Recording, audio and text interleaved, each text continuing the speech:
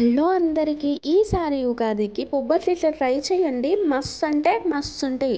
అసలు నోట్లో ఇట్లా పెట్టుకోగలే కరిగిపోతాయి అన్నమాట ఈ బొబ్బట్లు. వీడియో అయితే స్టార్ట్ చేద్దాం. ఫస్ట్ అయితే మనం శనగపప్పు నానబెట్టాలి. శనగపప్పు హాఫ్ కేజీ శనగపప్పును 2 సార్లు వాటర్ వేసి కడిగి నానబెట్టాలి. ఒక అర్ధ గంట సేపు అయినా నానబెట్టాలి.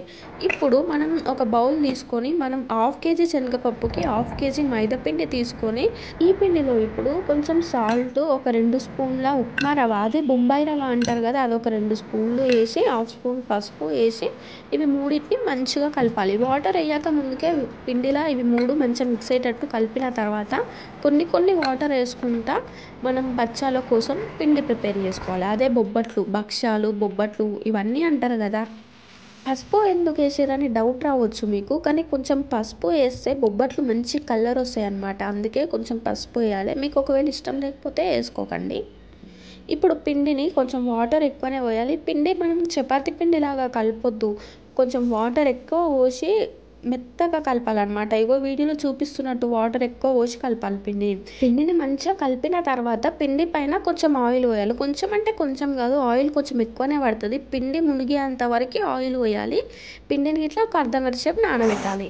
ఇప్పుడు ఒక కుక్కర్ తీసుకొని మనం నానబెట్టిన శనగపప్పు ఉంది కదా, శనగపప్పు వేసి ఒక 2 గ్లాసుల వాటర్ పోసి ఒక 5-6 విజిల్స్ వచ్చేంత వరకు స్టవ్ పైన పెట్టండి. మైదాపిండి హాఫ్ కేజీ తీసుకున్నాం, శనగపప్పు హాఫ్ కేజీ తీసుకున్నాం. స్వీట్కి బెల్లం గిట్లా హాఫ్ కేజీ తీసుకుంటే కరెక్ట్గా సరిపోతుంది. బెల్లంని సన్నగా కట్ చేసి పక్కన పెట్టాలి. ఇప్పుడు పప్పు ఉడికిందో లేదో చూద్దాం. పప్పు చూడండి మెత్తగా ఉడికింది. మనం ఈ పప్పుని అసలు మిక్సీలో వేయాల్సిన అవసరమే లేదు. పప్పు గుత్తితోటి మెత్తగా రుబ్బితే సరిపోతుంది. ఒకవేళ మీ పప్పు ఉడకకపోతే ఒకసారి మిక్సీలో వేసి గిర్రని తిప్పొచ్చు. ఇప్పుడు ఒక ప్యాన్ తీసుకొని బెల్లం కట్ చేసి పెట్టుకున్నాం కదా, మనం బెల్లం డైరెక్ట్ వేసి కొన్ని వాటర్ పోసి బెల్లంని కరగనియాలి. బెల్లం కరగడం కోసమే ఈ వాటర్, లేదంటే అసలు వాటర్ పోయాల్సిన అవసరమే ఉండదు. బెల్లం మంచిగా కరిగిన తర్వాత మనం శనగపప్పుని మొత్తం రుబ్బి పక్కన పెట్టేసినాం కదా, ఆ శనగపప్పు పేస్ట్ మొత్తం ఇప్పుడు ఈ బెల్లం పానకంలో వేసేసి మంచిగా కలపాలి. బెల్లం పానకం శనగపప్పు మొత్తం ఉడికి దగ్గరికి పేస్ట్ లెక్క వచ్చేంత వరకే మనం కలుపుతూనే ఉండాలి. కలపకుండా ఆపినామనుకోండి ప్యాన్ మొత్తం బెల్లంది ఇట్లా అంటుకొని మాడిపోతుంది అన్నమాట. కాబట్టి ఇది దగ్గరికి అయ్యేంత వరకు కలుపుతూనే ఉండాలి.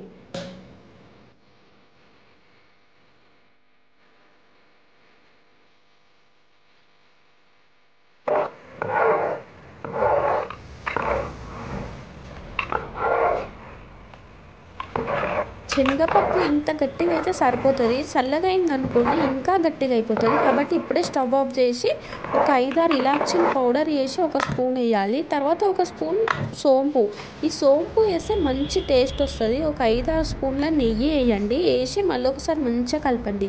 స్టవ్ ఆఫ్ చేసే ఉంది. ఇప్పుడు ఆన్లో ఉంచకండి, ఉంచితే మాడిపోతుంది. అది ఇప్పటికే గట్టిగా అయిపోయింది కదా, చల్లగా అయితే ఇంకా గట్టిగా అవుతుంది. అందుకే స్టవ్ ఆఫ్ చేసి కలపండి. ఇప్పుడు ఇది చల్లగా కావాలి మనకి.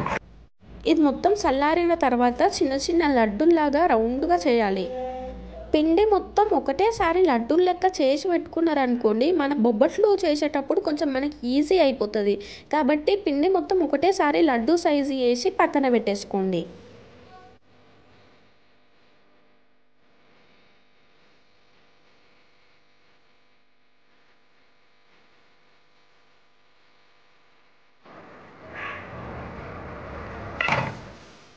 ఇప్పుడు నానబెట్టిన పిండిని తీసుకోవాలి. మనం శనగపిండి లడ్డు చేసినాం కదా, ఆ లడ్డు సైజు కంటే ఈ పిండి సైజు కొంచెం చిన్నగా ఉండాలి. అప్పుడే బొబ్బట్లు మంచిగా వస్తాయి మనకి. కాబట్టి ఆ లడ్డూని చూసుకోండి ఒకసారి మీరు సైజు. దానికంటే చిన్నగా చేయడానికే ట్రై చేయండి. చూడండి ఇప్పుడు కొంచెం పూరిలాగా ఒత్తి మనం చేసిన శనగపిండిది లడ్డు ఉంది కదా, ఆ లడ్డు పెట్టేసి వీడియోలో చూపిస్తున్నట్టు అనాలి. మనకి ఎక్స్ట్రా పిండి ఉంటే పైకి ఇట్లా అంటే ఎక్స్ట్రాది మొత్తం వచ్చేస్తుంది అన్నమాట. ఇది మైదాపిండి కాబట్టి కొంచెం సాగుతుంది. అది లడ్డుకి లైట్గా ఇట్లా పొరలాగా ఉంటే సరిపోతుంది. ఎక్కువ పిండి ఉండాల్సిన అవసరం లేదు. అప్పుడే మన బొబ్బట్లు సాఫ్ట్గా మెత్తగా మంచిగా వస్తాయి అన్నమాట. చూడండి ఇగో ఇట్లా రౌండ్గా లడ్డూలు వేయాలి. ఇప్పుడు ఆయిల్ రుద్దిన కవర్ పైన ఈ పిండిని వేసి రౌండ్గా బొబ్బట్లు వేసుకోవాలి. బొబ్బట్లు మరీ లావుగా చేయొద్దు, అట్లానే మరీ సన్నగా చేయొద్దు, మీడియం సైజ్ చేయాలి. మీకు చూస్తుంటే పిండి బయటకు వచ్చినట్టు అనిపిస్తుంటుంది, కానీ రాదు. మనం మైదాపిండి సన్న పొరలెక్క ఉంటుంది అన్నమాట.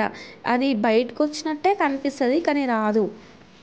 ఇట్లా రౌండ్ చేసిన తర్వాత ప్యాన్ వేడైనట్టుంది. ప్యాన్ పైన ఒక 5-6 స్పూన్ల నెయ్యి వేసి ప్యాన్ మొత్తం రుద్దేసేయండి.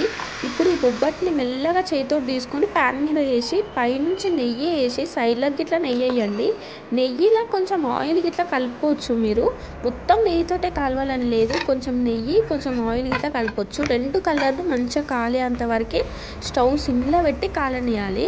మీరు హైలో పెట్టారనుకోండి ఇట్లా మాడిపోయినట్టు అయ్యి మొత్తం ఇట్లా గట్టి గట్టిగా అయిపోతాయి బొబ్బట్లు. కాబట్టి స్టవ్ సిమ్లో పెట్టే కాల్చండి, అప్పుడే మంచిగా వస్తాయి బొబ్బట్లు. చూడండి ఈ కలర్ వచ్చిన తర్వాత తీసి పక్కన పెట్టుకోండి. సేమ్ అన్ని బొబ్బట్లు ఇట్లనే చేయాలి. ఇంకా చూడండి సేమ్ చిన్న పూరిలాగా చేసి మనం చేసిన శనగపిండి లడ్డు పెట్టి మంచిగా ఫోల్డ్ చేసి చిన్న చిన్న బొబ్బట్లు ఒత్తుకొని ప్యాన్ మీద మంచి కలర్ వచ్చేంత వరకు ఫ్రై చేసుకోవాలి. అన్నీ సేమ్ ఇట్లనే చేసేయండి. ఇక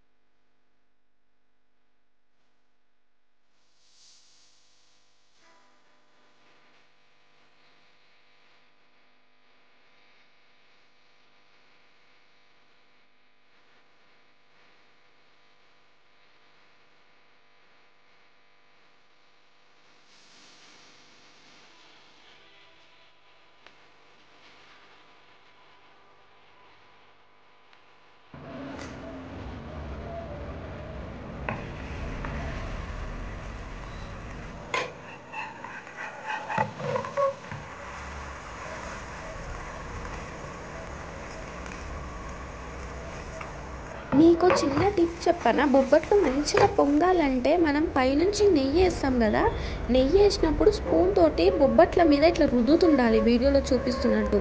అట్లా రుద్దినప్పుడు మన బొబ్బట్లు ఇట్లా మంచిగా పొంగుతాయి అన్నమాట. చూడండి వీడియోలో ఎంత మంచిగా పొంగినాయో. ఇట్లా పొంగాలంటే స్పూన్ తోటి మీరు అట్లా రుద్దాలి. మళ్ళీ ఉగాది స్పెషల్ బొబ్బట్లు అయితే రెడీ అయిపోయినాయి. చూడండి ఎంత మంచిగా ఉన్నాయో. బొబ్బట్లు అంటారు, భక్షాలు అంటారు, నేతి బొబ్బట్లు అంటారు, ఏ పేరైనా సరే టేస్ట్ మాత్రం ఇదే. ఇట్లనే చేయండి, అద్దిరిపోతాయి అంతే.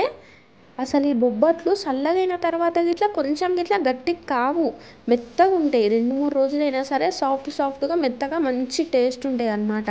చూడండి ఒక బొబ్బట్లు చించి చూపిస్తా ఎట్లా వచ్చినాయో చూడండి. చూడ్డానికి లావు కనిపిస్తుంది కానీ చించిన తర్వాత చూడండి ఇంత సన్నగా వచ్చింది కదా. నేను చేసిన ఈ ఉగాది స్పెషల్ బొబ్బట్లు మీకు నచ్చినాయా? అయితే ఏం చేయాలో తెలుసు కదా, లైక్ చేయండి, కామెంట్ చేయండి, సబ్స్క్రైబ్ చేయడం మాత్రం అస్సలు మర్చిపోకండి. మీకు ఇంకేమైనా వేరే రెసిపీస్ కావాలంటే కామెంట్ సెక్షన్లో కామెంట్ చేయండి, నెక్స్ట్ ట్రై చేస్తా. ఇప్పుడు తిని టేస్ట్ చెప్తాను నేను.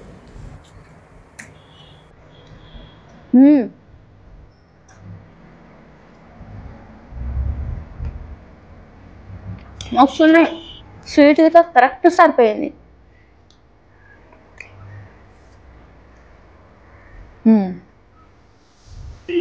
ఇలాచి పౌడర్ వేసినాం కదా, దాని టేస్ట్ తెలుస్తుంది. ఇంకా సోంపు మాత్రం ఆడాడ ఇట్లా నమ్ముతుంటే సోంపు టేస్ట్ మస్తు తెలుస్తుంది. అసలు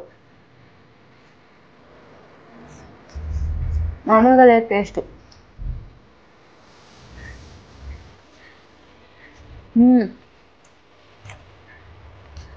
మస్తు అంటే మస్తు ఉంది.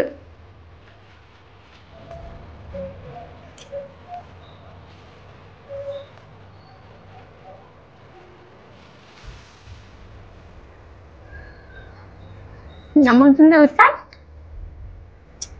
సాఫ్ట్గా ఉంది.